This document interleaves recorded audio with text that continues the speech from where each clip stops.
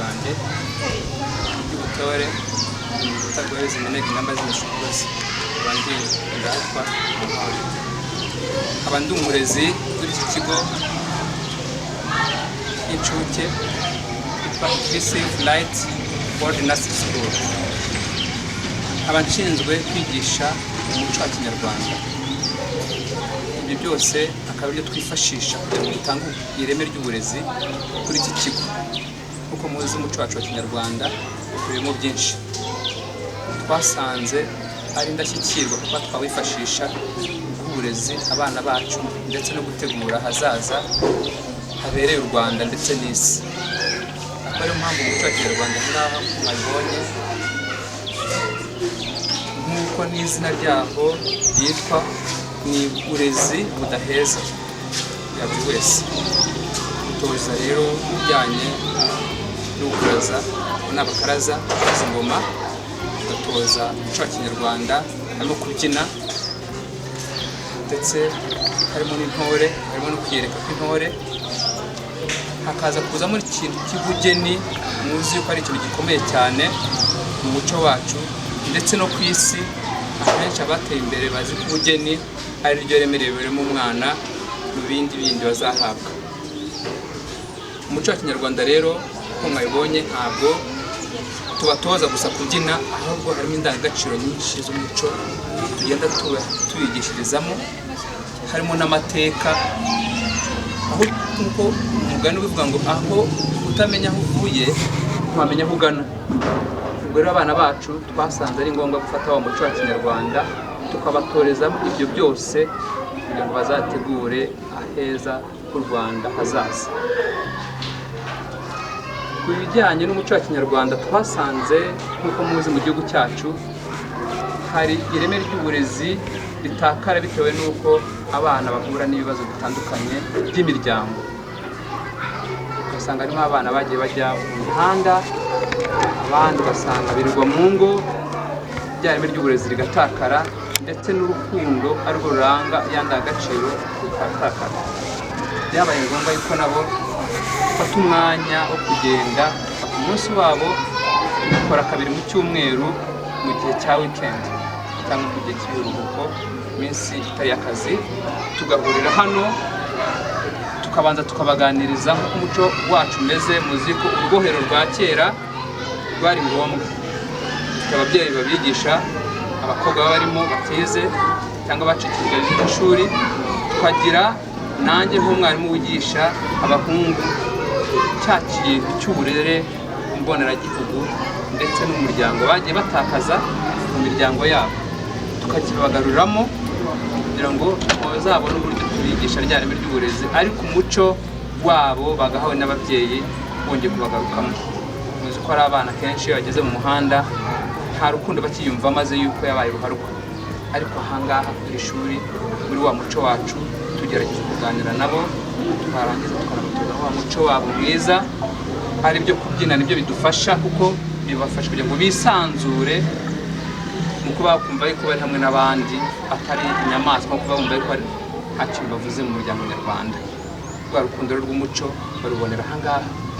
Nabo rero tubatoza umuco, twarangiza tukabategurira ko iyo amaze gufata bwa burere bw'umuryango turongera tukabasubiza mu miryango. Ababashije kwiga batari barenga imyaka uretse nta n'urenga imyaka mu kwiga, tugerageza uburyo tubinjiza muri iki kigo kugira ngo bakomerezeho bafatanye n'abandi.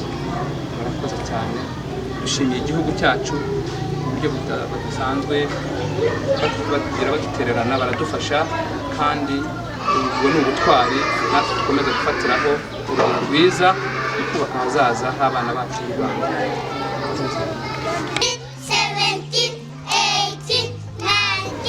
Amazina yanjye nitwa Gatore Claire, nkaba ndi umurezi. Ikigo cyacu cyitwa Inclusive Light World Nursery School.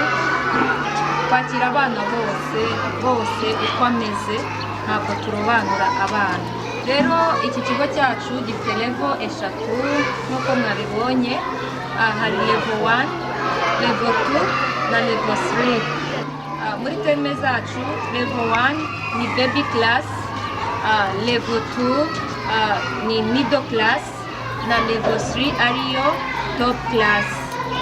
Kuri iki kigo cyacu dufite umwihariko kuko twigisha abana mu ndimi, kandi abana biga hano bahava bari kuri level yo kujya ku bindi bigo bafite competition yo kuba batsinda, by'umwihariko baba ba mbere.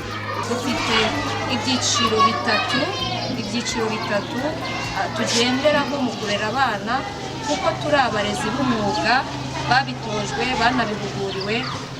Turera abana ku buryo bazamura imbamutima zabo, tukarera abana ku buryo bazamura imibanire n'abandi, tukarera abana ku buryo bazamuka mu gihagararo, bafata ifunguro ryo ku ishuri.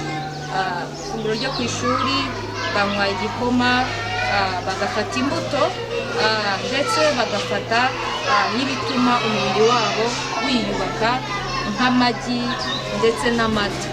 Rero turashishikariza ababyeyi bose kuzana abana, kuko abana iyo baje hano baba baje kwiga, ariko baba baje no kuharuhukira mu by'ukuri, kuko abarezi dufite bakunda abana, n'abarezi b'ababyeyi bakunda abana, barera abana mu buryo bwose, ku buryo umwana ava hano afite n'urukundo rwo gukunda bagenzi be, afite urukundo rwo gukunda umuryango, afite n'umuco. Turashishikariza ababyeyi bose kuza bakatugana, cyane ko dufite n'abarezi bafite degree ziri hejuru. Abana nta kibazo bagira. Turabashimiye, Imana ibahe.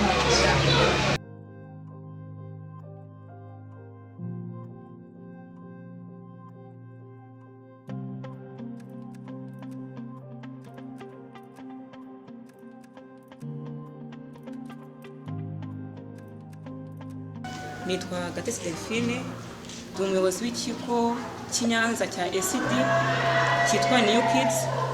Ni ikigo ni ishuri ry'inshuke, dufite umwaka wa mbere, umwaka wa kabiri n'umwaka wa gatatu.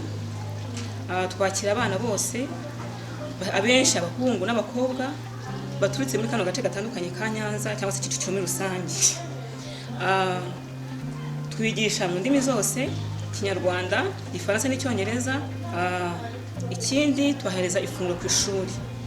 Baraza ku ishuri tukabagaburira, tubaha ifunguro ririmo ibyubaka umubiri, ibitera imbaraga, n'ibirinda ubuzima.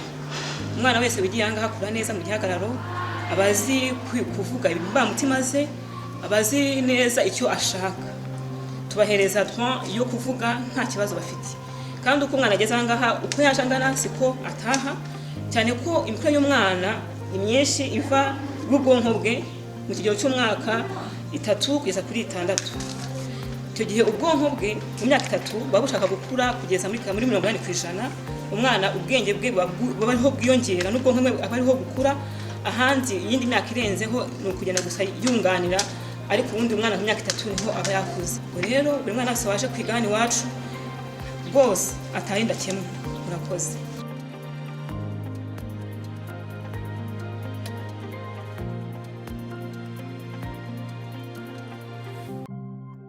Nitwa Pasiteri Alex Sindayigaya, ninjye ushinzwe kureberera aya mashuri tumaze gusura.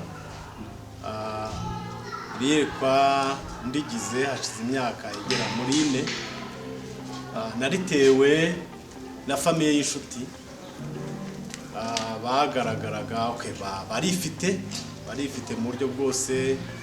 Umugabo yari afite akazi n'umudamu yari afite akazi keza. Hanyuma baza gutungurwa n'ikibazo cy'uko umwana wabo arwaye, bamujyana kwa muganga, bamukorera ama examen yose.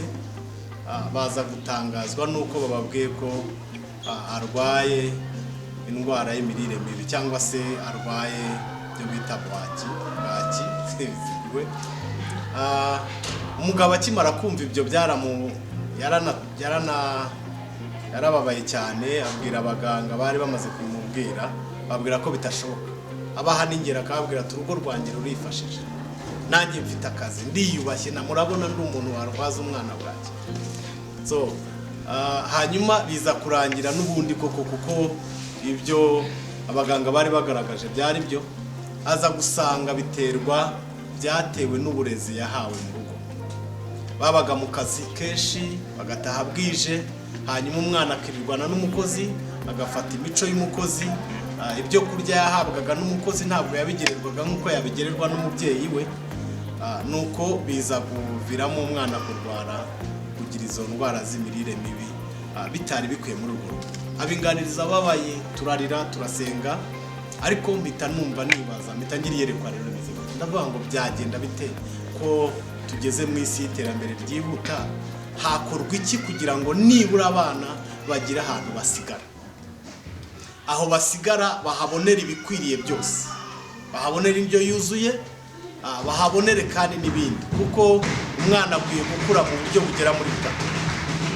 Bwa mbere agomba gukura mu buryo bw'imbamutima, agomba gukura mu buryo bw'igihagararo, ndetse no mu buryo bw'imibanire n'abandi. Nyuma y'icyo gihe nibwo nahise njya, twagize umugisha mpita mbona amahugurwa yateguwe n'ubuyobozi bwacu bwa leta y'u Rwanda bwo guhugura ibintu bijyanye n'ama ICD. Njya muri ayo mahugurwa, ngezeyo nungukiramo ibintu byinshi, bituma iyerekwa ryanjye ryaguka cyane, kuko nibwo namenye ko umwana ubwonko bwe cyangwa se ingirangingo cyangwa se ubwonko bwe bukura mu gihe cy'imyaka 3, buba bukura kugera kuri 80%. Kandi iyo agize imyaka 10, mu myaka 10 umwana afata cyane ibyo yigishwa inshuro 2 z'abakuru.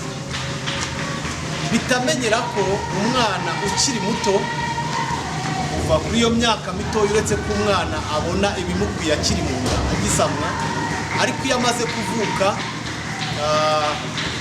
muri iyo myaka 3, hari ijambo nasomye muri Bibiliya, igitabo cya 2 cy'Abami ibice 2 umurongo wa 20 kugera ku 21, aho Elisa agiye guhumanura amazi yarababwiye ngo muzanire imerezo nshya, ashyiramo umunyu, arangije ajyana mu isoko.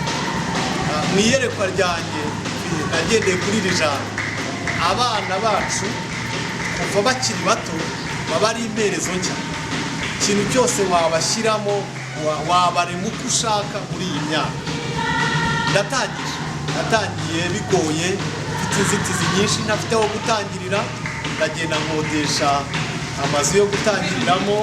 Natangiriye hariya twavuye kuri Inclusive Lightwood hariya i Karebure, ntangira nkodesha amazu, nkodesha nikoze ku mufuka kuko n'abaterankunga nari mfite. Byakoze ababyeyi bake twatangiranye nibo babaye abaterankunga, bagendaga bazana umusanzu.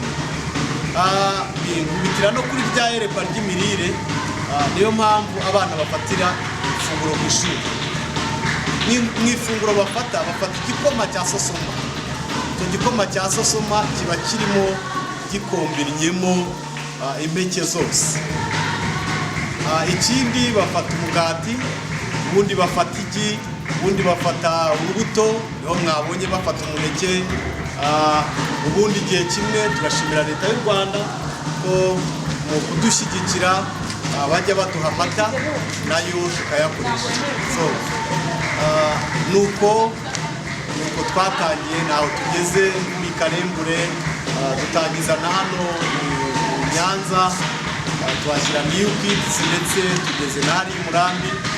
Nubwo bigoye ariko turimo turagenda dusatira iyerekwa ryacu, Imana igenda idufasha. Dufite inzitizi ntizabura kuko nta baterankunga bandi dufite, hamwe no gusenga, gufatanya n'ababyeyi bakazana agasanzu gake, hanyuma tukegeranyiriza hamwe, tugatangira, tukabona iryo funguro, tukabona ibikwiriye. Hari ibyo tutarabona, ntabwo dufite imyicungo mwabibonye. Ikindi ntabwo dufite aho gukorera, turakodesha, dufite amazu yacu, biragoye. Dufite abarimu beza kuko twifuza gutanga ibintu bifite ireme, ariko kandi n'abo barimu dukora mu buryo bw'ubuvolontere, ntabwo turabona ikidufasha. Hamwe n'Imana tuzi ko bizagera bigakunda, kuko ibyo dukora tubikora nk'umurimo w'Imana. Imana izadufasha. Uw'Imana izakora ku mutima dutera inkunga biremewe, nta kibazo, biremewe, kandi tuzi ko ingororano zanyu ari nyinshi mu ijuru. Bibiliya iravuga ngo kuko Imana idakiranirwa ngo yibagirwe imirimo myiza abantu bakora. Dufite aho dushakirwa, yaba kuri kontakite, yaba kuri ayo mashuri. Nimero yanjye 0783 770 0783 770 niyo ya Pasiteri Alexis Ndayigaya. Yesu abahe umugisha, turabishimiye, kandi mujye mudusengera, tubahaye icyifuzo kuko twifuza kurerera u Rwanda, ariko cyane cyane tukanabikora mu rwego rwo kugira ngo tureme aba bana tuzabiboneremo umugisha. Ubutumwa twagenera ababyeyi bose ariko twumva ni ukumenya ibi: umwana yitabwaho akiri mu nda. Ukimenya ko wamusabye ugomba kumwitaho, kuko uburere butangira akiri mu nda agisama. Ariko iyo amaze kuvuka agomba kwitabwaho cyane, nk'uko nabivuze mu mwanya. Umwana atangira ubwonko bwe, cyangwa se ubwonko bwe bwiyubaka cyane 80% kuva muri iyo myaka 3 kugera mu myaka 3 bwiyubaka 80%. Abakeneye rero, abakeneye gukura muri buriya buryo bwose, abakeneye gukura mu mbamutima harimo byinshi, mu marangamutima n'ibiki. Hanyuma akeneye gukura kandi mu gihagararo. Mu gihagararo akuzwa n'iki? Akuzwa n'indyo abona, indyo yuzuye. Niyo mpamvu tugena ifunguro ryo ku ishuri. Nubwo bitatworohera, ariko kugira ngo tugere mu ntego zacu, abana tubaha ifunguro ku ishuri, kandi tugerageza uko dushoboye kugira ngo turebe ko babona indyo yuzuye. Nk'uko mwabibonye, mwasanze bafungura igikoma. Bafata igikoma, ubundi tukabaha amata rimwe na rimwe, ariko igikoma tubaha cyujuje ubuziranenge, kuko kiba gikubiyemo izo mpeke zose. Ikindi tubaha umugati, tukabaha mwigi nk'uko mwabibonye, tubaha n'umuneke mu rwego rw'urubuto, kugira ngo nibura bakure mu buzima bwiza, mu gahe bari ku ishuri, nibura babone ibibakwiriye. Hanyuma ikindi, mu mibanire n'abandi, utwo dukino bakina, tuntu baboha, uriya muco, nk'uko mwabibonye twahisemo gushyiramo isomo ry'umuco kugira ngo bige umuco, bige ibisakuzo, bige imigani, ariko bige no kubyina imbyino za Kinyarwanda. Aho rero niho bakurira muri ubwo buryo. Ikindi cya gatatu, tubahaye ubutumwa nuko twabasaba ko gukoresha, cyangwa se koresha ubwonko bw'umwana hakiri kare, utazabutakaza umureba, cyangwa se utazamutakaza umureba. Mubyeyi, koresha ubwonko bw'umwana hakiri kare muri iyo myaka, kugira ngo utazamutakaza umureba.